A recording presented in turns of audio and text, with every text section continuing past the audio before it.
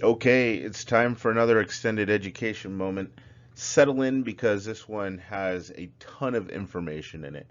I'm going to be talking about probably one of the things that makes BNI members the most anxious, and one of the things that's maybe perceived as one of the more difficult things to do in BNI, but it really isn't that hard if you kind of get in the right mindset about it.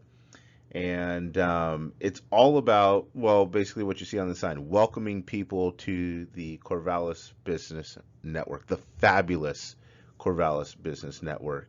So what I want to talk about in this video is how do you invite a good guest, or any guest for that matter, or a visitor, a prospective member to come and visit the chapter. And how do you find these people? What do you say to them? How do you know if it's somebody who might be a good fit? So we're going to cover all that in this presentation. Like I said, there's a lot to get to, so let's just go ahead and dive in. So first of all, some of you might have this face currently, as you heard what this video is about. This causes a ton of anxiety for people. And what I want to do is help you to get past some of that anxiety and first of all, see how important it is that everybody's inviting people to the chapter. And second of all, to see that there really isn't much to be anxious about. And so hopefully by the end of this, you're going to feel really confident about identifying people that you can invite, and also in your ability to kind of have some tools to help reach out to those people and let them judge for themselves whether BNI would be a good opportunity to pursue. And so if this is you right now, don't worry. We're going to see if we can fix it. First of all, the thing that everybody is worried about is rejection. Now, rejection it can actually be your secret weapon. People think about rejection and it causes a ton of anxiety, panic attacks, all kinds of things. I remember when I was in college, when I first started college, I was like the king of rejection. I got stood up, I think it was like 20 consecutive times by 20 different girls. And like I once was on the phone with a girl and she said that she had to go because she had to iron some shorts, which I had never met anybody who ironed shorts. And so after a while, I just kind of got a thick skin and kept asking, I don't know, maybe I'm some sort of a creeper or something like that. Moral of the story is I landed a super hot wife that I'm happy with, and we have a beautiful family now. So rejection isn't the end of the world, and actually getting rejected often can actually enhance your ability to make good invitations, try new things. You're able to overcome some of that fear, and I listed a few simple reasons of why that is. Number one, you have to realize that when you receive rejection, it's typically not somebody rejecting you. In fact, think of the people that you know in the world who really, really know you well, who know you well enough that they could reject you as a person. Like they understand all your values, the things that make you great, the things that make you not so great, your imperfections and everything like that. And they really have a great understanding of who you are. Like there's maybe just a couple in the world, right? I can maybe think of like 4 or 5 people in the entire world who know me well enough that to give me a rejection, I would feel like it was a rejection of like me, who I am as a person. And the good news about these people is that it's probably somebody who likes you or loves you and wouldn't treat you that way anyway. And so you don't have to worry if you go, and especially if it's a stranger, if you go and you make an invitation or you ask for something and they reject you, you don't have to worry that they're rejecting you. They're rejecting your request, or maybe they're rejecting an idea, or whatever it is, but it's not you. I promise it's not you. Um, and You also have to remember that invitations don't ruin relationships. Sometimes we get scared to go out and give an invitation to somebody because we think that they will think that we're weird or we're pushy or whatever it is that we're nervous about, and then the relationship just won't be the same. That person won't like us or they won't trust us because we made this invitation, when actually the opposite is true. Typically, um, people, when you invite somebody to something, people feel flattered, they feel important, they feel respected, they feel included, and so it's more likely to strengthen a relationship if you invite somebody to do something or to experience something. Even if they reject it, it's probably going to strengthen your relationship.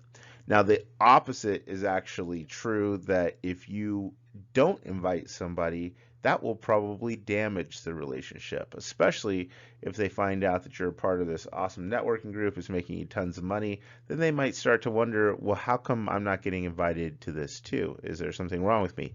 They might feel rejected, right? So making an invitation is a great way to make sure that other people don't feel rejected. And if people do say no, most of the time they're saying no because they are afraid, which is kind of the great irony, right? A lot of times we avoid inviting people because we're afraid. But a lot of times if they say no, it's because they're afraid. They're maybe afraid to try something new. They're afraid they might not fit in. They're afraid they might not have the resources.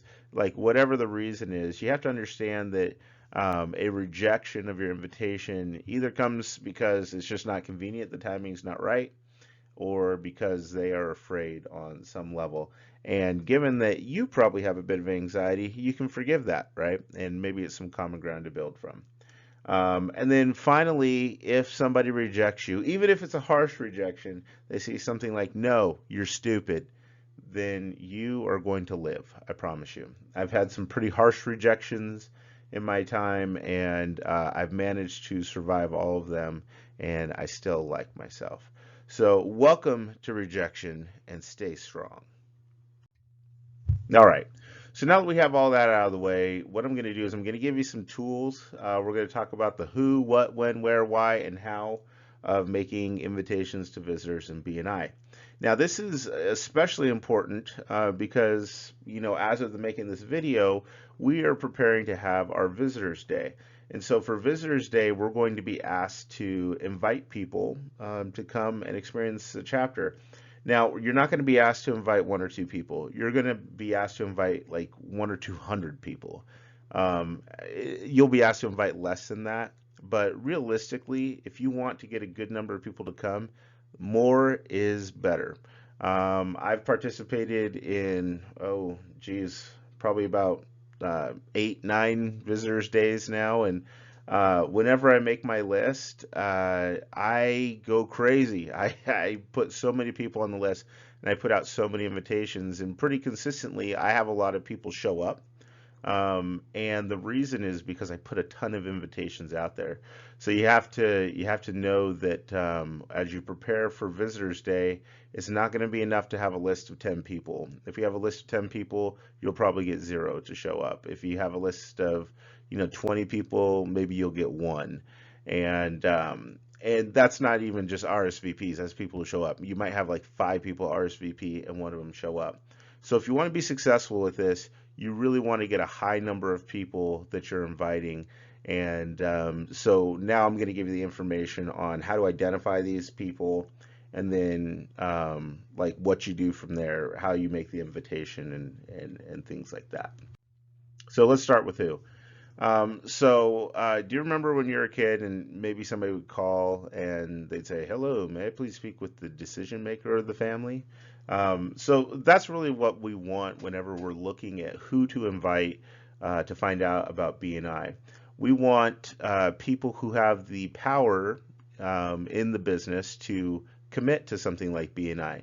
So, for example, if you went to McDonald's and you went to the person working the register and said, "Hey, we've got an opening in our BNI group for a fast food restaurant. Would you be interested in coming and checking out, my networking group?" Even if that person showed up, that's not a very good invitation just because that person working the register doesn't have the power, probably, unless it's a really weird McDonald's, to commit to a BNI membership. Now, if you had a franchise owner, that would be a good person to invite because they have enough control that they can make a decision like that. So we are looking for the decision makers, and we're also looking for stakeholders, somebody who has some skin in the game. A lot of times, if you can get the owner of a business, that's fantastic.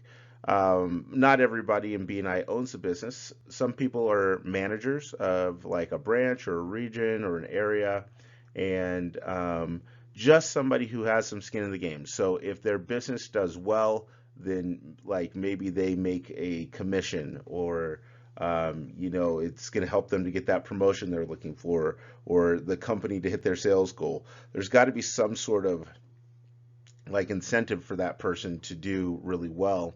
Whereas like the McDonald's cashier still gets a minimum wage regardless of how many burgers they sell at that store, right? So those are two important things whenever you're trying to identify the right person.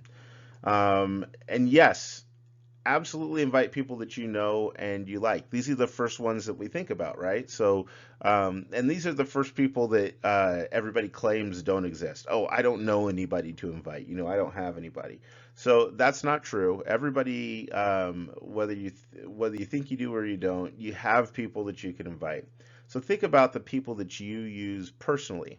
So, like, who do you use to do your taxes, or who is it that is mowing your lawn or washing your car? And so go through and think about all these services that you receive.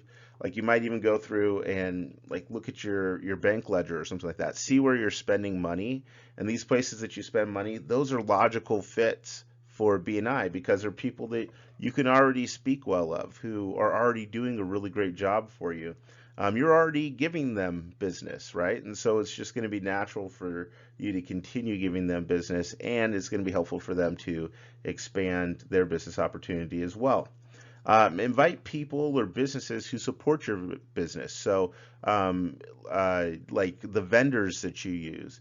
Like, for example, do you have a company that does linens or laundry for your business? Like, that might be a good company to invite because that's somebody who supports your business. You already have a relationship with them. They want to support you. You want to support them, and so that's a really good group too. And when I'm mentioning these groups, like don't write down some of them, write down all of them, right? And you can invite all of them. And I'll get more to that in a second. Invite total strangers. I've had a lot of success with this. I've had people join the chapter before who were just complete strangers. One of them, I saw his card on one of those bulletin boards. Like if you go to a restaurant or something like that, or a coffee shop, they'll have bulletin boards with a bunch of business cards. And I just like picked a bunch of businesses where I'm like, yeah, we could use this in the group. So I sent him an email and said, hey, we're having this visitors day. Love it if you'd come. He showed up. I'd never met him before. Whenever he came, I had no idea who he was. I didn't even know who he was until we were going around doing introductions, and he stood up and he told us his name and said that I invited him, and I was like, oh, hey, dude. And he joined right there that day. So that totally works. You do not need to know somebody for them to understand that BNI is a great opportunity. When I joined BNI, I didn't know a single person in the room when I showed up, and now they're some of my closest friends. And so total strangers are welcome. We love total strangers. The other thing that's nice about that is it gives us an opportunity to expand our network into kind of contact spheres that we've never touched before because we haven't met these people. So listen for like commercials on the radio, TV, internet. If you see a commercial or hear a commercial for something that this is something that we need in our group, like write that person's contact information down, get in touch with them. If you see flyers around town, like there was somebody who dropped off a flyer at our door, and he is a handyman, and so obviously he's looking for more business because he's doing like he's walking around dropping off these flyers, which I'm sure is not fun in terms of a way to get business. So I called him up and I invited him, And he said, I don't know, I'll think about it. And he hasn't come, but he's sure to get an invitation. And whenever Visitors Day rolls around, he's going to get another invitation from me. I don't care if he feels like I'm bugging him. I just want him to know that he's invited, and it's valuable to us. We need somebody who does what he does in the group. Google. So you can find a like a profession or a classification that we're looking for. Google it. Find the people with the best reviews. Invite those people. When they're like, "Well, why are you inviting me?" Say, "Because we're looking for the best people, and you've got the best reviews on the internet, and so we want you in the group." People respond really well to that. Cold calls. I thought this one was interesting. I actually got this one from listening to a podcast. There's a lady who in 42 weeks had like 43 members that she invited join or something like that, something like insane like that. But one of the things that she does is she gets one of these cold calls, somebody trying to tell her something or sell her something, then she will agree to meet with them, but meet with them at the BNI meeting. So say, yeah, I'd love to meet with you and talk with you. Come to this business meeting, and I'll meet with you there, sit through the meeting, and we can talk afterwards. I thought that was really clever. And obviously somebody who's desperate enough to make cold calls is looking for new clients and customers, and when they show up to the meeting, it's going to make a lot more sense to get business that way. So this is an example of somebody that I found on a bulletin board. We were out at dinner, and I saw the name and the card up there, and I thought, hey, we could use a personal trainer. And so I sent her a text message right then and there. You can read it, and just real simple, letting her know what we do, and fired off the text message. And this is the response that I got. Wow, thank you. That sounds great. I will be there. And so awesome. Look forward to meeting you. Please bring a stack of business cards. There'll be a lot of people to meet. Sounds great. And she showed up. Did she join? Not yet, but she showed up. And so that was really great. So this kind of stuff happens all the time. So reaching out to total strangers, totally cool. Okay, let's move on to the what. So when it comes to an invitation, less is more. Don't sell BNI to people before they show up to a meeting. Really, all you want to do is you want to invite them to come to the meeting and find out for themselves. And so if they have a ton of questions about like where do we meet and how often do we meet, that kind of stuff, then yeah, go ahead and tell them that kind of those kinds of things. But if they want to get into like a lot of the nitty gritty of how does it work and what do you have to do and what's the time commitment, just tell them to come to the meeting. Say come to the meeting, check it out, and if it's not for you, like because you're going to get all the information there, right? So if it's not for you, then you'll know, right? But if I tell you over the phone and you don't get a chance to experience it, there's a good chance you're going to be missing out on something that's incredible. So less is definitely more, and plus none of us should have to feel burdened with doing like a whole presentation and trying to sell BNI to people, because really that's what the entire agenda of the meeting is about. I don't know if you realize this, but our meeting agendas are geared towards visitors, not towards the members. I mean, we get to be there, make our weekly presentations, but it really is a show for the visitors that are there. And so if you try and sell it all yourself before they get a chance to come, you're missing out on the greatest like sales pitch that there is, which is actually the meeting. So get people to the meeting, let the meeting do its job, and the people who want to take advantage of the opportunity, they will. Here's a line that I like to use with people. When they ask like, what is a group? I say we're a group of local businesses who are passing over $1 million in referrals to each other. And I thought that you might like to get in on that.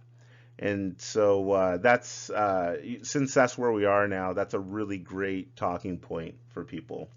Also, emphasize to people that it's a business meeting, not a social gathering, because like I'm a busy guy. I don't want to go hang out with a bunch of people that I don't know just to like make new friends. I got plenty of friends. I'm a happy dude. I got lots of stuff going for me, and so I don't need another social gathering. But if I understand that it's a business meeting, then I'm looking at it as that opportunity, and I'm more likely to go and attend that. So let people know, bring their business cards, come prepared to meet other local business people, and don't tell folks to check it out. I know that I said that several times in this slide. Check it out, check it out, check it out. But when you're inviting people, it's far more effective if you ask them to be your guest. Or you let them know. Another thing I like to do is tell them I can get you an invitation to the meeting. I can bring you as my guest, because then it sounds like, hey, not everybody gets to come to this. You're privileged with an invitation, and you're going to come as my guest, and so it's something that's special. So that's a few things about the what. When.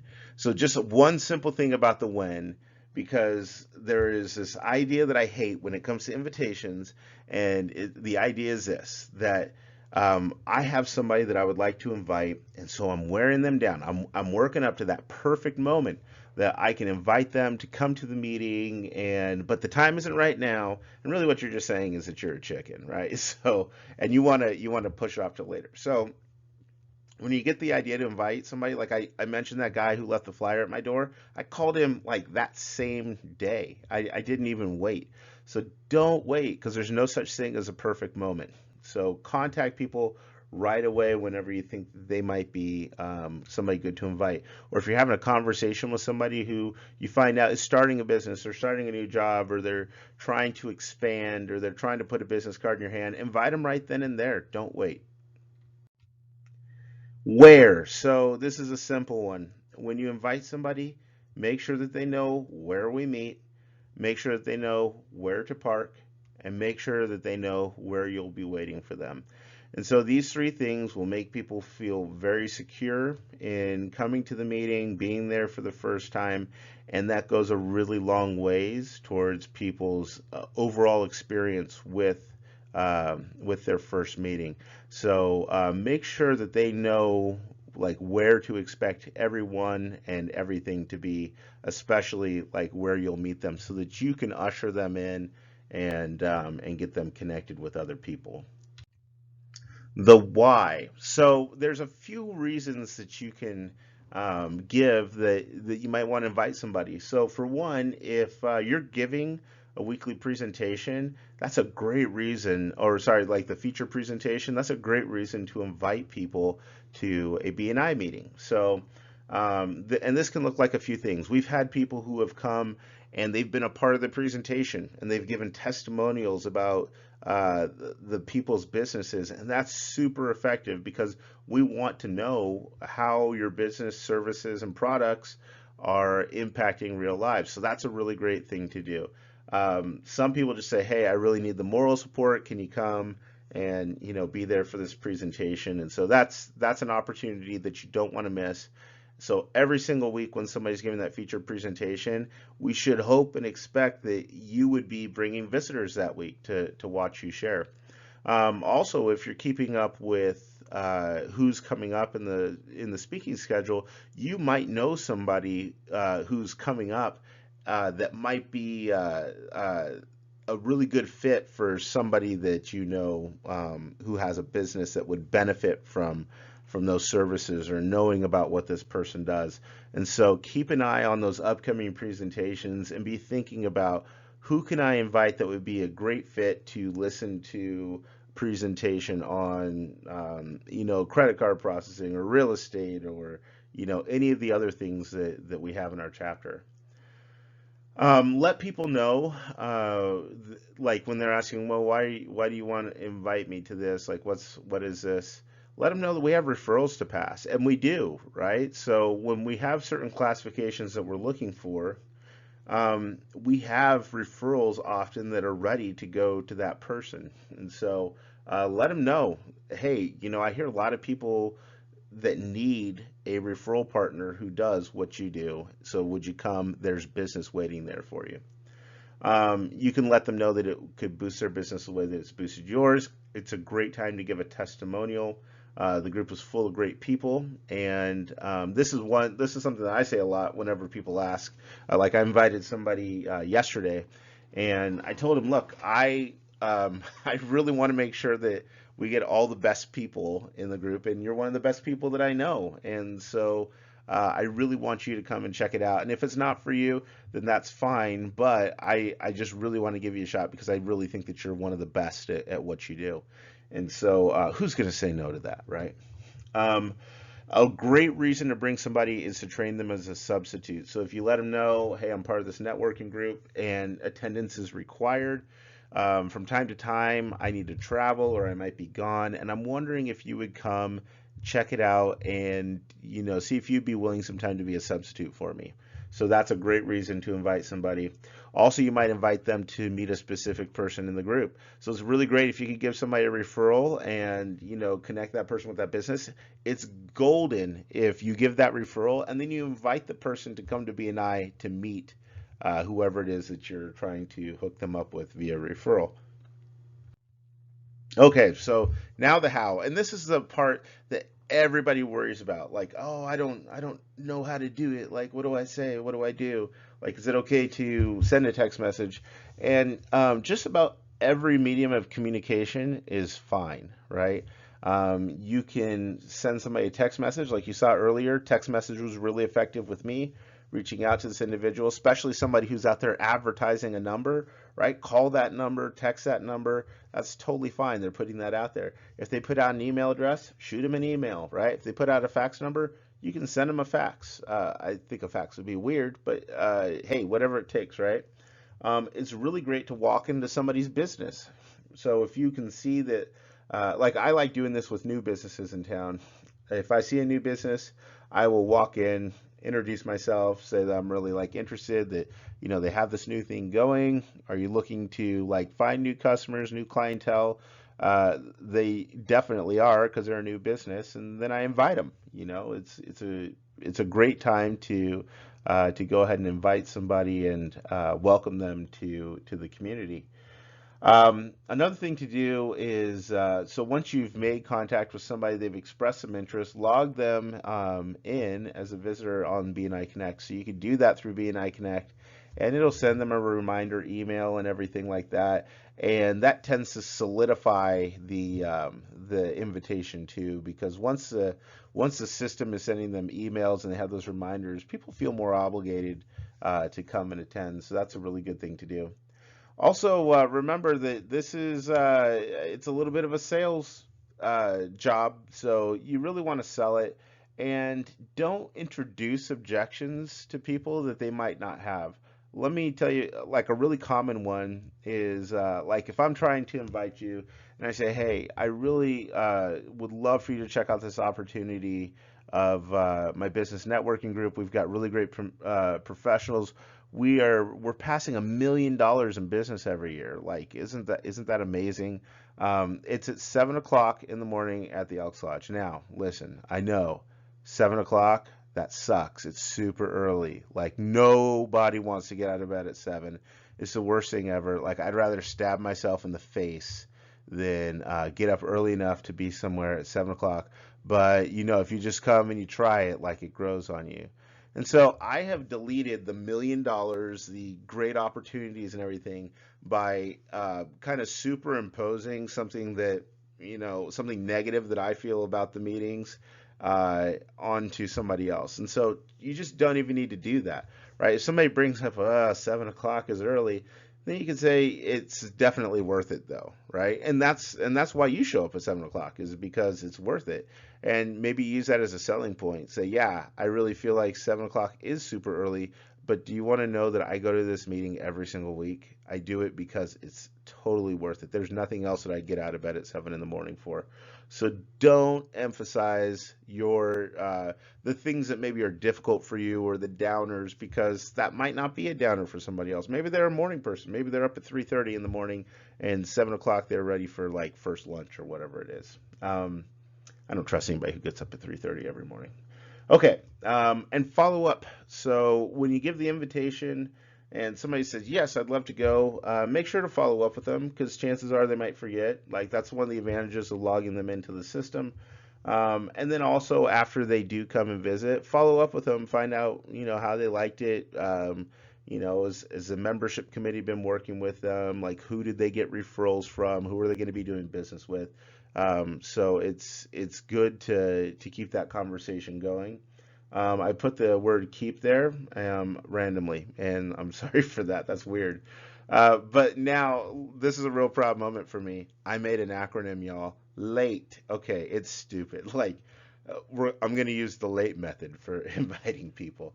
It just happened to like come out. Like I wrote these things down, and then I was like, oh look, that spells late. So now I'm gonna teach you my trademarked and patented late method for inviting people to BNI events. So the first thing to do in terms of how to make an invitation is listen for needs. So if you're talking to somebody and maybe they're mentioning an expansion, a new location, hey, we got to get numbers up, or I'm trying to hit this commissions goal, anything like that. If you're listening, then the opportunity will pop up. And then, like, just to go back to the when thing, you don't wait, right? Once you hear a need, address it. That's when you get to the A, which is ask questions, right?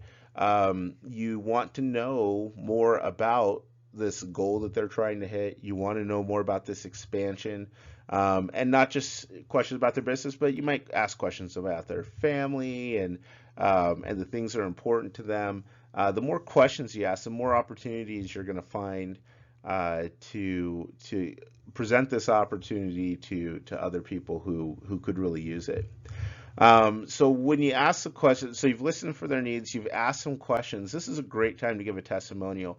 Hey, I'm a member of this networking group, and it's done wonders for my business. It represents 10% of my sales. I've made some of the best business associates. I've started this spin-off business based on the relationships that I have in the group, and it's a really great time to give a testimonial.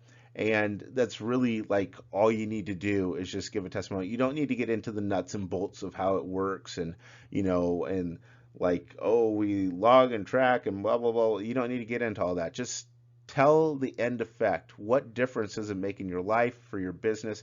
Because that's the stuff that people care about. They don't care about tracking slips and things like that. They care about the impact that it's having on you, your happiness, your business. Like, what is it doing for you?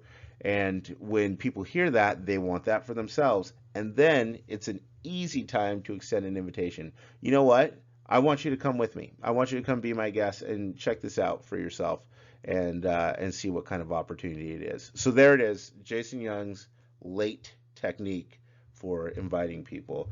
I got to come up with something better because late's just such a negative word, right? Teal? No, I don't know. I'll figure something out. But use it and see if it works. Okay. And then finally, I just have to emphasize this again. Numbers matter when it comes to growing a BNI chapter. We have to have lots of invitations. You can't count on making one invitation, having that one person show up, and then they want to join. In fact, take take yourself out of the equation whenever it comes to your responsibility to get people to join, right?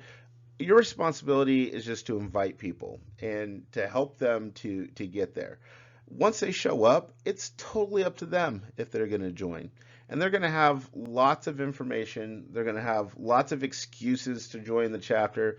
They're going to have lots of resources that's going to help them, that are going to help them to understand whether this is going to be a good fit and a good opportunity for them. And so when you're sending out invitations, you're sending out invitations to explore the opportunity. You're not sending out invitations to join the chapter. And so that's a really important perspective to maintain, because then it takes all the pressure off of you to make them a member of the chapter. Like I went through and I ran, there's a report that you can run through BNI, and you can see who all you've brought into the chapter. And so I went back and I looked, and it'll tell you even people that are no longer in BNI, like it'll list them that you brought in, and it'll list all the people that they brought in.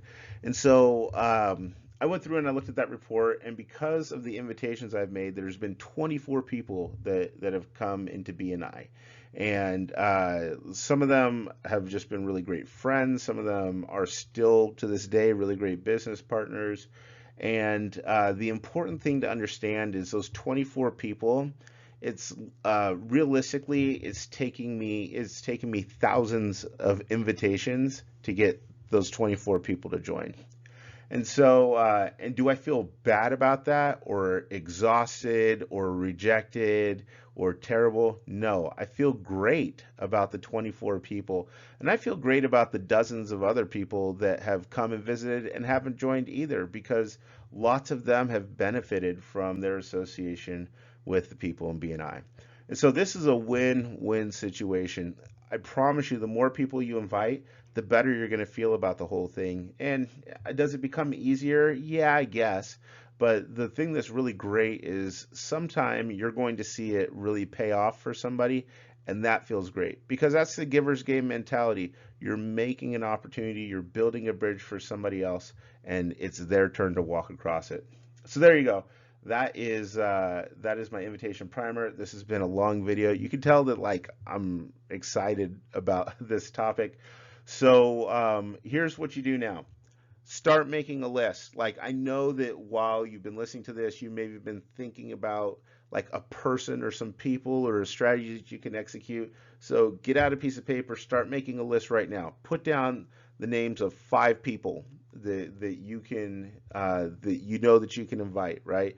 Just put those names on paper. You don't need their contact information or anything right now. Just get the names. And then later on, you can take some time and start developing that contact information and decide, how am I going to reach out to this person?